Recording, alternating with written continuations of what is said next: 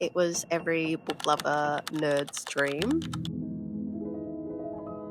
Hi, okay, so I have just gotten home from my birthday celebrations. My friends really spoiled me because they let me just wander in one of my favorite secondhand bookstores and let me choose as many books as I wanted for under $100 in total.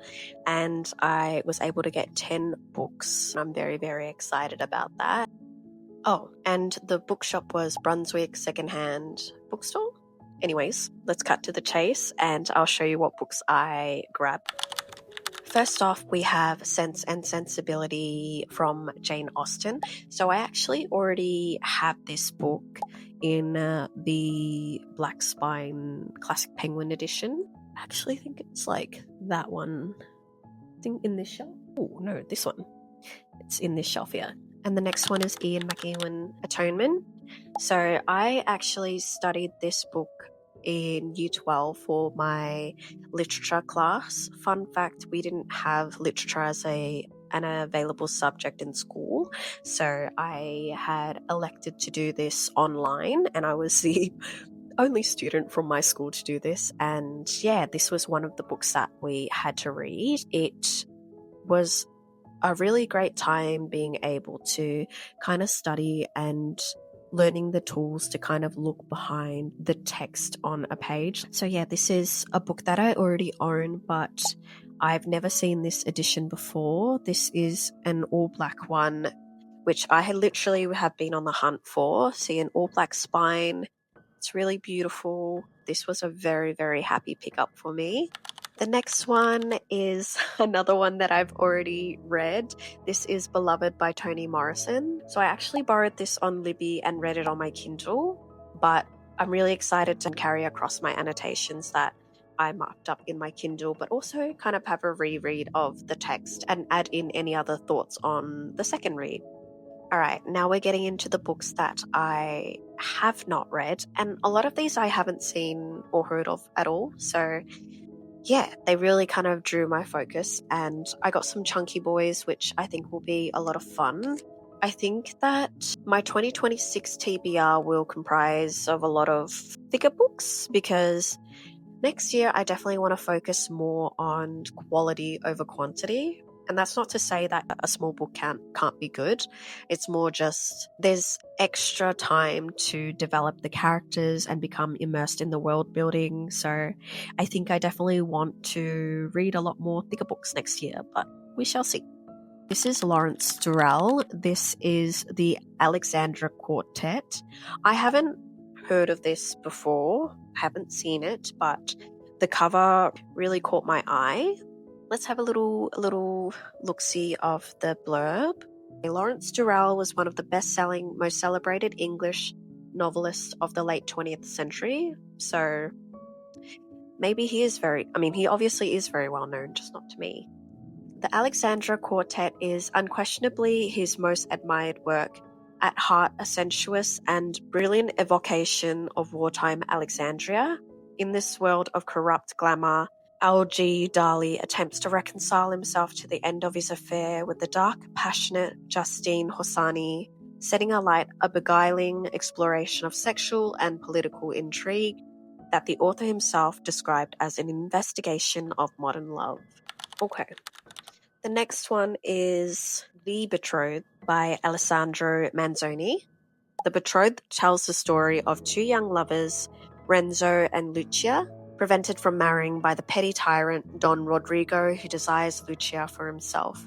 Forced to flee, they are then cruelly separated, must face many dangers, including plague, famine, and imprisonment, and confront a variety of strange characters. Sounds very interesting.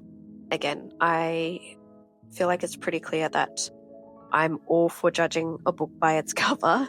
So the covers and the aesthetic of a book definitely plays a big role in what I'm selecting and what I'm reading, or even just like my purchases. I always try where I can to look for things that I guess I'll feel really happy and want to keep, just because if it's sitting in my library, I'd like it to be something that I like and not something that I want to read and then get rid of down the track. And then this one is The Little Drummer Girl. This is now a BBC TV show. I don't usually go for books that have the movie or TV show adaptation photography as the cover, but I feel like this one was done so tastefully. Like, it is this beautiful image and the actors are not immediately recognizable, and it's in this really lovely matte texture. I am such a big fan of matte books. I just love the feel of them, and it's more rare to come across than, a glossy cover. So this one, I foregoed my usual rule of thumb. Charlie, a jobbing young English actress, is accustomed to playing different roles. But when the mysterious battle-scarred Joseph recruits her into the Israeli Secret Services, she enters the dangerous theatre of the real. As she acts out her part in an intricate high-stakes plot to trap and kill a Palestinian terrorist, it threatens to consume her. Set in the tragic arena of the Middle East conflict, this compelling love story and torn loyalties plays out against the backdrop of an unwinnable war. While I was shopping around, one of my friends very kindly, you can see the little snippets from today behind. These are little bits and bobs, photos, and the book from our book club read number 2. Another reason why I really love this bookstore is because they always have a lot of Ernest Hemingway and John Steinbeck. This is the one that I picked up today. So this is a collection of Hemingway's short stories. There was another edition where it was a lot more comprehensive and it was a complete curation of all of these short story works. But that one, I didn't quite love the edition, and it was already annotated. And usually I love annotated books, but this was done in a really messy way and felt more like scribbles, and there were doodles on the book, which I didn't like. Anyways, yeah, so this one is just selected short stories by Ernest Hemingway, but I'm really excited to add this one to my collection and be able to read a lot more of Ernest Hemingway's work.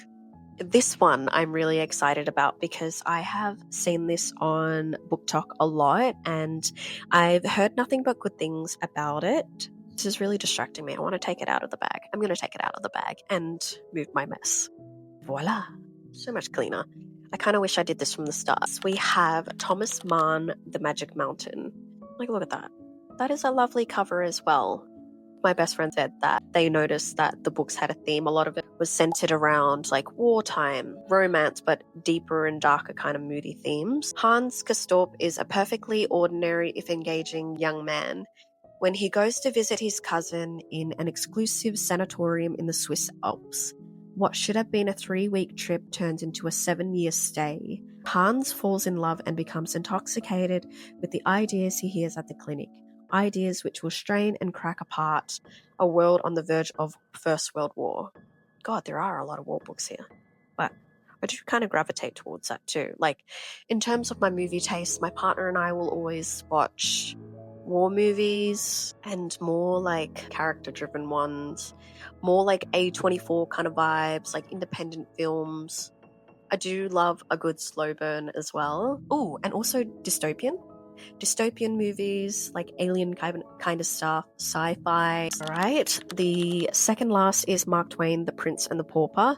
This is something that I've seen out and about and have been very curious about, and this is in a really lovely matte edition as well, which, as I mentioned before, I love. It just has a nice little texture, a nice feel to it. In his tale of a poor boy, Tom Canty, who exchanges clothes and identities with Edward Tudor, the Prince of England, Mark Twain brings to life the 16th century royal court and the crowded, boisterous London streets. An adventure story and a fantasy of timeless appeal, The Prince and the Pauper reveals its author's abiding interest in separating the true from the false, and his preoccupation with the elusive nature of identity, an issue that not only recurs in his work but also haunted his life. And then, moving on to the very last, we've got Thomas Hardy. So I've been wanting to read a lot more of Thomas Hardy's work, and this was a perfect pickup. This is The Mayor of Casterbridge, Hardy's powerful study of the heroic but deeply flawed Michael Henchard in an intensely dramatic work tragically played out against the vivid backdrop of a close-knit Dorsetshire town. Its events are set in motion when, in a fit of drunken anger, Henchard sells his wife and baby daughter for 5 guineas at a country fair. Over the course of the following years, he manages to establish himself as a respected pillar of the community of Casterbridge, but behind his success lurks the shameful secret of his past. I am really, really happy with this haul, and I cannot wait to get into bed, snuggle in with my new plushie, and select which one I'm going to read. I also love going on to Goodreads. Sometimes I don't, but sometimes I do, just to kind of preempt and manage my expectations. Even though I know Goodreads isn't always like a cemented indication of what a book is going to be like, everybody's taste is so different, but it's always kind of nice to see what people are thinking out there and how they kind of responded to the novels. So yeah, thank you for tuning in, and if you've read any of these books or have any recommendations, please definitely let me know. I love picking people's brains, and there's nothing more special than hearing other people's opinions of the books that like you've read or that you're collecting or that, yeah, anything bookish, please comment and talk to me, because I'm always on the hunt and in the market for more bookish friends. Okay, thank you. Bye.